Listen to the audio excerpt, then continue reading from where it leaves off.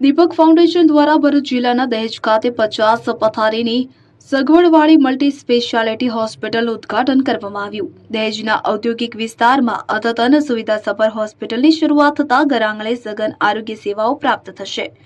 વિગતે વાત કરીએ તો ભરૂચ જિલ્લાના મહત્વના ઔદ્યોગિક વિસ્તાર ગણાતા દહેજ ખાતે 50 પથારીની સગવડ ધરાવતી અદ્યતન સુવિધાવાળી હોસ્પિટલની શરૂઆત થતાં વિસ્તારના લોકોને ઘરઆંગણે સઘન તબીબી સેવાઓ ઉપલબ્ધ બનશે।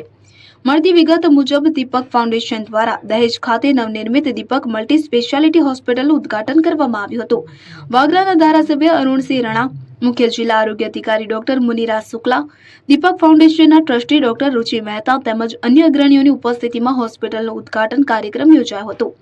આ હોસ્પિટલની શરૂઆતથી દહેજના ઔદ્યોગિક વિસ્તારમાં આરોગ્ય સેવાઓ માટે એક મહત્વપૂર્ણ સુવિધા ઉપલબ્ધ બનશે। અંગે જણાવ્યા અનુસાર દીપક ગ્રુપની CHR પહેલ અંતર્ગત અને દીપક ફાઉન્ડેશન દ્વારા સંચાલિત દીપક મલ્ટી સ્પેશિયાલિટી હોસ્પિટલમાં 50 પથારીની સગવડ સાથે અત્યાધુનિક આરોગ્ય સુવિધા ઉપલબ્ધ છે। ઉલ્લેખનીય છે કે દહેજનો મોટો ઔદ્યોગિક વિકાસ થતાં આ વિસ્તારનું સમગ્ર ભરૂચ જિલ્લામાં મહત્વ વધ્યું છે। ત્યારે આ હોસ્પિટલની શરૂઆત થતાં લોકોને જરૂરી આરોગ્ય સેવાઓ મેળવવા ભરૂચ સુધી 55 કિલોમીટર દૂર જવું પડતું હતું। રાહત થશે અને લોકોને જરૂરી સારવાર મેળવવામાં વધારાના સમયનો વ્યય થતો અટકી શકશે।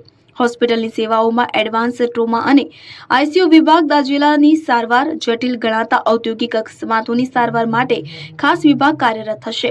ઉપરાંત જનરલ સર્જરી, ઓર્થોપેડિક વિભાગ, સ્ત્રીરોગ વિભાગ, ખાસની આંખની સારવાર, નાક કાન ગળાનો વિભાગ, ચામડીના રોગોનો વિભાગ, લેબની સુવિધા, અદ્યતન ઇમેજિંગ અને ફાર્માસ્યુટિકલ સપ્લાય ચેઇન સાથે સંકલિત ઇમરજન્સી મેડિકલ સેવાઓ હોસ્પિટલમાં ઉપલબ્ધ થશે। ઉપરાંત કોર્પોરેટ ભરતી માટે પ્રી એમ્પ્લોયમેન્ટ સ્ક્રીનિંગ અને ફિટનેસ સર્ટિફિકેટની સુવિધા પણ પ્રાપ્ત થશે।